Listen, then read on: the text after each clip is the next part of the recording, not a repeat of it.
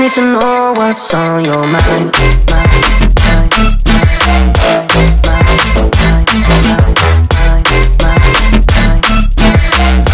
You can call my name, I'll be alright.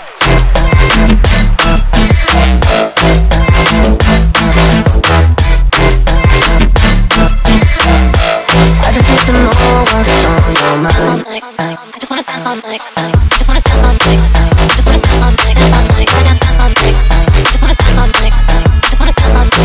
I just wanna dance all night. Dance all night. I gotta dance all night. I just wanna dance all night. I just wanna dance all night. I just wanna dance all night. Dance all night. I gotta dance all night. I just wanna dance all night. I just wanna dance all night.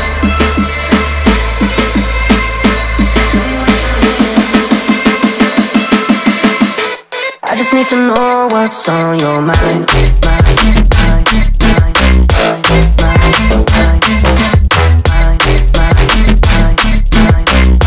You can call my name, I'll be alright.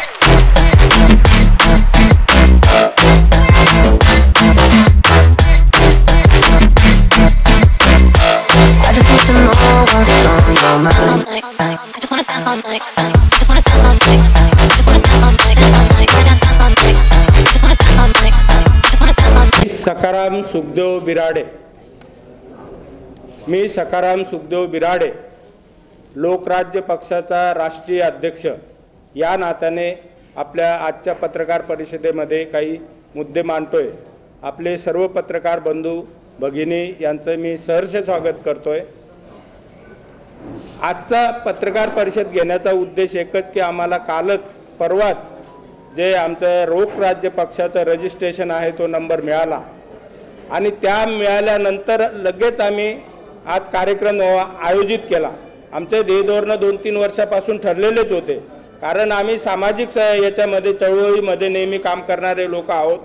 त्या दृष्टीने आम्हाला जे जाणवलं राजकीय लोकांच्या वेगवेगळ्या पक्षाच्या लोकांच्या यांच्याकडून जो अन्याय होता आमच्या SC ST OBC समाजावर, त्या दृष्टीने आम्ही विचार केला की बुवा जर हे वारंवार प्रस्थापित तेच ते घरातून मुलगा झाला की नातू झाला की पंतू एका घरातूनच सगळं काही राजकारण चाललं. त्याच्यामुळे एकतर्फी निर्णय सगळे चाललेले आहेत. त्यामुळे हे जे वंचित समाज आहे या वंचित समाजाला SC ST OBCच्या समाजाला 85% समाजाला या शासनाने इथून तिथून जे आहे ते डावलण्याचा प्रयत्न केलेला आहे. आजही जर सगळे पक्ष बघितले तर आमचा कोळी समाजाचा किंवा भिल्ल समाजाचा किंवा माळी समाजाचा असा कोणताही एखादा पुढारी त्याला तिकीट दिलं जात नाही. आणि ती सुविधा म्हणून आम्ही लोकराज्य पक्षाची स्थापना केलेली आहे.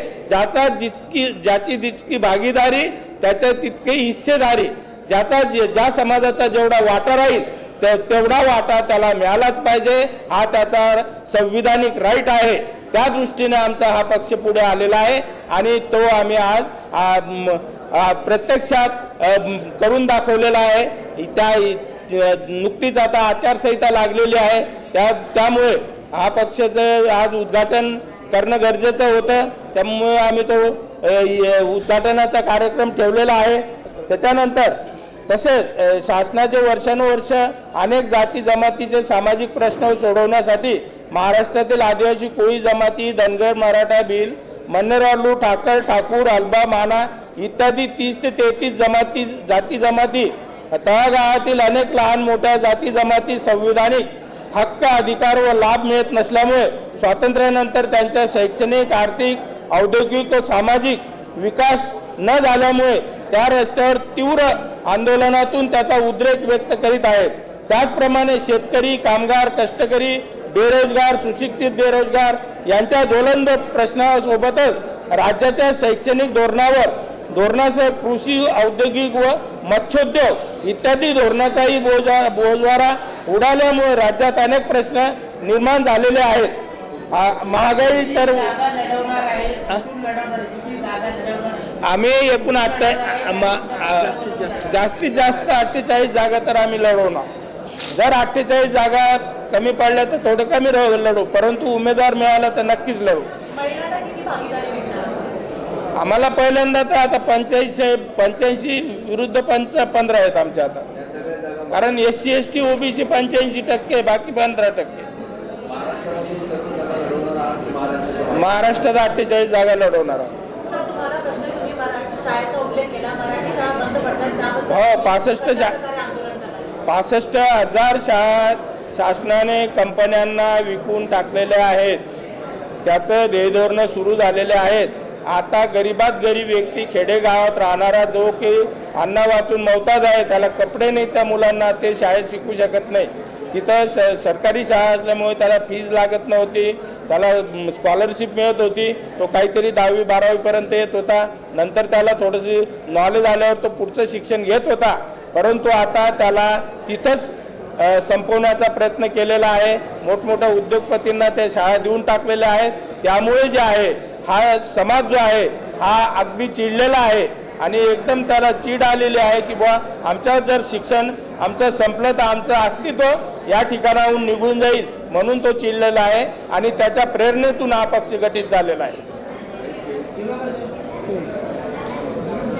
सर, जाहीरनामा काय असणार आपल्या पार्टीचा? मी यापूर्वीच सांगितलं की आमचा जो जाहीरनामा आहे आणि लोकसभा ही देशाला समोर ठेवून लढवली जाते. तर त्यामुळे या देशाचं जे संविधान आहे, ज्याच्यावर देश चालतो, त्याच्यामुळे आमचं देशाचं जे संविधान आहे हेच आमचं घोषणापत्र असेल आणि यामध्ये जे दिलेलं आम्हाला जे मूलभूत नागरी हक्क आहेत हे आम्ही राबवण्यासाठी प्रामुख्याने काम करणार आहोत. हेच आमचं घोषणापत्र असेल. सर, कोणाशी युती करणार आहोत? आम्ही अजून युतीचं आमच्याकडे अजून तशी सुरुवात झालेली नाही, परंतु आमची ताकद बघताच अशा काही संकल्पना आमच्या समोर येतील आणि तेव्हा आम्ही त्याचं नक्कीच आपल्यासमोर मीडियाच्या माध्यमाने जवळपास या आठवडाभरातच आपल्याला ते आपल्यासमोर प्रदर्शन करू. रोज नवीन पार्टी येते, तुमची पण पार्टी आहे. तरुणांना काय आव्हान करा तुमच्या पार्टीने? तरुणांना याच्यामध्ये आव्हान करणार की त्यांनी आज आपले डोळे उघडणं फार गरजेचं आहे.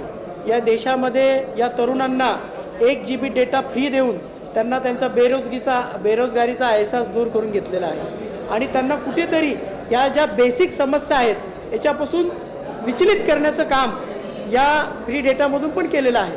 आणि ज्या माध्यमाने मीडियासुद्धा याच पद्धतीने या ज्या स्कीम्स आहेत या वारंवार या तरुणांसमोर मांडत आहे आणि यांना जी खरी परिस्थिती आहे, आजचा तरुण जो बेरोजगार आहेत आणि आज आपल्या देशाचे पंतप्रधान माननीय गृहमंत्रीसुद्धा बोलतात की देश के नौजवानों ने पकोडा तला तो क्या हुआ.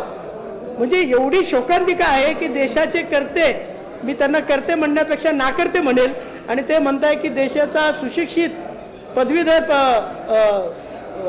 विद्यार्थी हा जर पकोडे तलत असेल तर काय फरक पडतो. म्हणजे ही एवढी शोकांतिका या देशामध्ये आहे. याचाच अर्थ यांचा संपूर्ण कन्सेप्ट हा फेल झालेला आहे. इथं मी आज इथं जसं घोषित करतो आणि लवकरच आपल्यासमोर आठवडाभरातच आमची पहिली यादी आपल्यासमोर घोषित करू. आज आमच्या संभाव्य उमेदवारांची सुद्धा यादी आज आम्ही इथे डिक्लेअर करणार आहोत आणि आपली पत्रकार परिषद झाल्यानंतर आमची आज कार्यकर्ता बैठक आहे. तर आपण इथं आलात. जागा डिक्लेअर नाही झाल्या, जागा डिक्लेरेशनसाठी आजची मीटिंग संभाव्य उमेदवार आहेत आणि यामध्ये